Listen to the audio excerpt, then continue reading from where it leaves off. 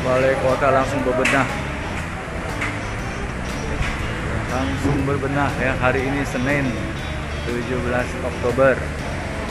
Bunga papan menyambut Pak Heru sudah banyak tuh ya. Langsung ruangan yang dulu zaman Ahok terima surat atau terima laporan dibenahi dengan kursi-kursi yang baru.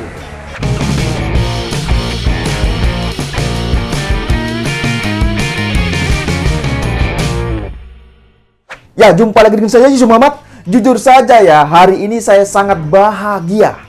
Tahu kan kenapa? Ya, karena pada saat hari ini ya, tepatnya tanggal 17 Oktober 2022, era jahiliyah itu telah pergi dan saatnya Jakarta mulai berbenah kembali. Ya, seperti yang kita lihat di video opening tadi, bagaimana ruangan yang dulu digunakan Ahok untuk menerima aduan dari warga masyarakat, kini pun mulai ditata ulang kembali. Bahkan jendela yang dulu di era Anies Baswedan itu ditutup oleh gorden ya, semuanya pun dibuka lagi. Ya, mungkin masih ada yang ingat, dulu ketika Ahok masih menjabat sebagai Gubernur DKI Jakarta, warga masyarakat ini kan bisa menyampaikan aduan atau masalah mereka secara langsung kepada gubernur. Meskipun aduan melalui aplikasi online juga disiapkan, namun warga masyarakat masih bisa berkeluh kesah secara langsung ke kantor Balai Kota. Itulah yang terjadi di era Ahok alias Basuki Cahayapurnama. Nah, ketika Anies Baswedan menjabat Gubernur DKI Jakarta, warga masyarakat pun tidak bisa lagi mengadu secara langsung kepada gubernur. Jangankan mau mengadu ya, lawang jendela Balai Kota pun ini ditutupi oleh gorden coba. Parah sekali kan?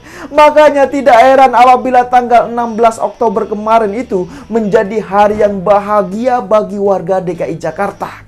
Ya, tampak begitu banyak sekali warga DKI Jakarta yang berbahagia setelah masa jabatan Anies Baswedan berakhir. Bahkan bukan hanya warga DKI Jakarta yang berbahagia, namun warga di luar Jakarta pun banyak yang menyambut gembira atas berakhirnya masa jabatan Anies Baswedan. Dan saya juga yakin teman-teman yang sedang menonton konten saya ini juga ikut merasakan bahagia. Bener gak? Ya, jujur sajalah. Ya, baiklah, langsung saja saya akan bahas terkait berakhirnya masa jabatan Anies Baswedan. Ya, tahu tidak, masih ada segudang masalah di DKI Jakarta yang belum diselesaikan oleh Anies Baswedan. Ya, tanggal 16 Oktober kemarin adalah hari terakhir Anies Baswedan menjabat sebagai Gubernur DKI Jakarta.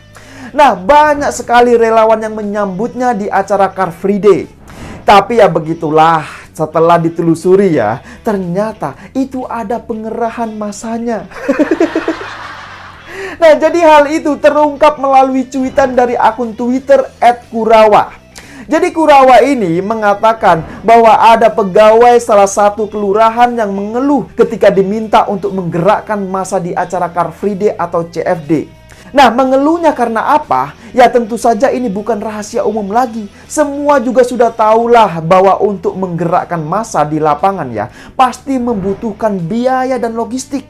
Bener gak? Nah, itulah yang membuat pusing salah satu pegawai kelurahan saat diminta untuk mengumpulkan massa. Kasihan sekali kan? Dan setelah saya teliti lagi, ternyata memang benar bahwa yang datang untuk menghadiri acara perpisahan Anies Baswedan itu banyak yang datang dari luar daerah kota Jakarta. Ada yang datang dari Bandung, dan bahkan juga ada yang datang dari Samarinda coba. Nah, pertanyaannya, apakah benar bahwasanya mereka semua itu tidak dibayar?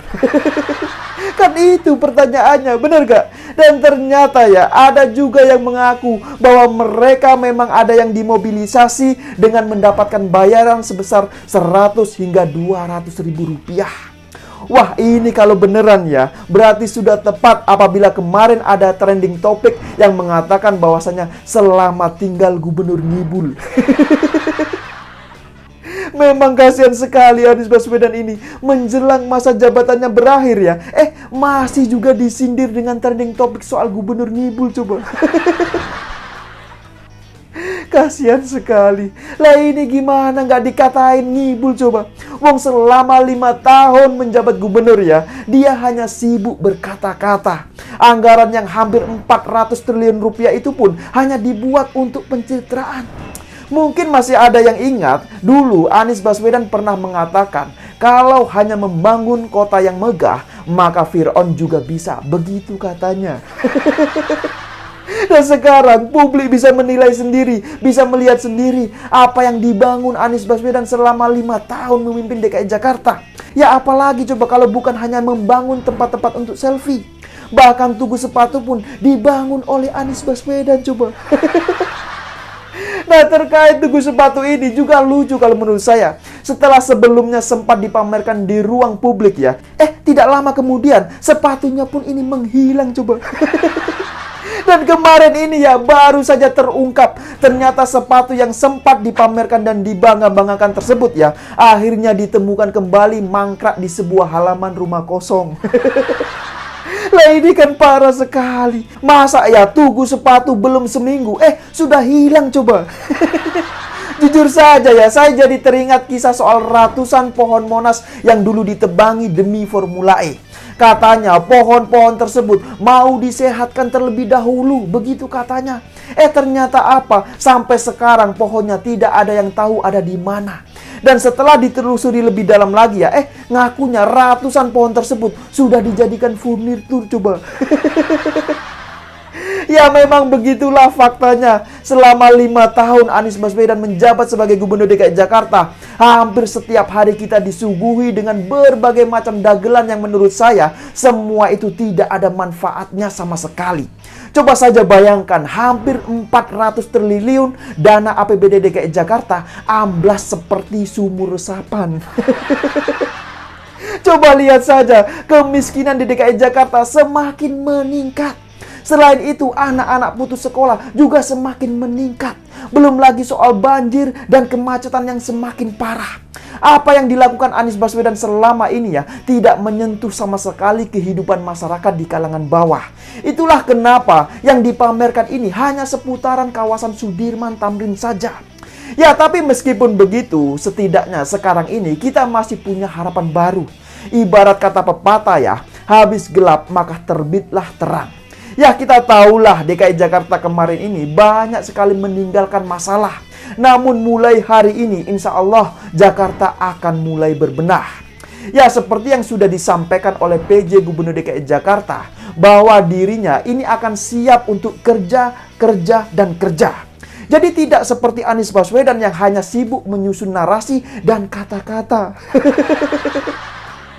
Ya menurut saya ya pernyataan Pak Heru Budi Hartono tersebut adalah sindiran telak buat Anies Baswedan yang memang selama ini ya selalu sibuk mengolah kata-kata daripada bekerja. Dan kalau bicara soal pengalaman, tentu Pak Heru punya banyak sekali pengalaman. Ya terkait rekam jejak beliau, saya sudah pernah menyampaikan di konten saya sebelumnya. Jadi silakan bisa ditonton. Jadi yang menarik dari rencana PJ Gubernur DKI Jakarta adalah terkait penanganan masalah banjir. Semua aliran kali, baik itu primer maupun sekunder, semuanya ini akan dilakukan pengerukan. Begitu katanya. Begitu juga dengan waduk-waduk yang ada, semuanya ini akan dilakukan pengerukan. Nah inilah yang selama ini ditunggu-tunggu oleh pihak masyarakat. Jangan seperti Anies Baswedan, masa ya ngeruk kali saja harus menunggu diperintah oleh pengadilan coba. Ya mungkin masih ada yang ingat ya, Anies Baswedan dulu pernah digugat oleh warga masyarakat yang terkena dampak banjir untuk mengeruk Kali Mampang. Nah, gugatan warga pun itu dikabulkan oleh pihak pengadilan. Akhirnya apa? Akhirnya Anies Baswedan pun dihukum untuk segera mengeruk Kali Mampang hingga tuntas. Nah, jadi apakah yang seperti ini masih mau didukung? Ya, lihat saja Partai Nasdem ini belum ada sebulan mendukung Anies Baswedan ya. Elektabilitasnya ini langsung terjun bebas coba.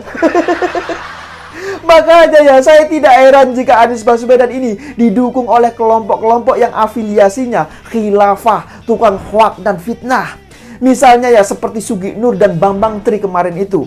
Nah, bicara soal Sugi Nur dan Bambang Tri, kita bisa tahulah bagaimana mereka saat ini kan sudah ditangkap oleh pihak polisi.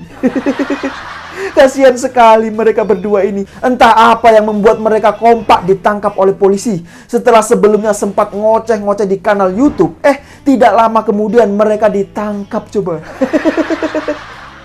Jadi Bambang Tri ini ditangkap di Hotel Sofyan Tebet pada hari Kamis 13 Oktober 2022. Nah, menurut dari pihak kepolisian, penangkapan Sugi Nur dan Bambang Tri tersebut ya, bukanlah terkait dengan kasus ijazah palsu Jokowi, melainkan terkait dengan kasus ujaran kebencian berdasarkan sara dan penistaan agama. Nah, sebelumnya di kanal YouTube Sugi Nur, Bambang Tri ini diundang untuk menjadi narasumber terkait tuduhan bahwasannya ijazah Jokowi itu adalah palsu. Bahkan Sugi Nur pun sampai melakukan sumpah muhabalah kepada Bambang Trimulyono. Jadi Bambang Trimulyono disumpah menggunakan Al-Quran di atas kepalanya sambil menyatakan bahwa apa yang disampaikannya selama ini adalah benar. Bahkan Bambang Tri juga bersumpah apabila yang dikatakannya tidak benar, maka dia rela hidupnya akan hancur. Nah, konten soal muhabalah tersebut diketahui ya diunggah pada tanggal 26 September 2022. Dan sekarang setelah saya cari, ternyata kontennya sudah hilang. Kasihan sekali mereka ini. Lagian kalau dipikir-pikir ya, kenapa sih mereka ini suka sekali bikin masalah? Padahal mereka berdua kan baru saja keluar dari penjara. Lah kok sekarang balik lagi masuk penjara coba? Apakah mereka ini sengaja supaya bisa dapat makan gratis di penjara? Ya siapa tahu kan, bener gak?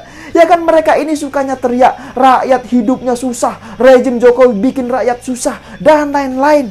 Ya sekarang beginilah, kalau orang yang punya pikiran waras ya, tentu setelah keluar dari penjara, dia akan introspeksi diri.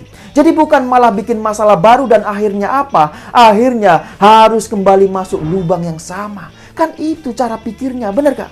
Ya saya kira demikian dululah opini singkat Okidum kali ini. Pesan saya buat Anies Baswedan, teruslah berkata-kata walau tak berguna. Ya, saya pikir itu tidak lupa saya ingatkan, jaga terus NKRI. Terima kasih buat yang sudah like dan menonton video ini dari awal hingga akhir. Dan sampai jumpa di episode Okidum selanjutnya.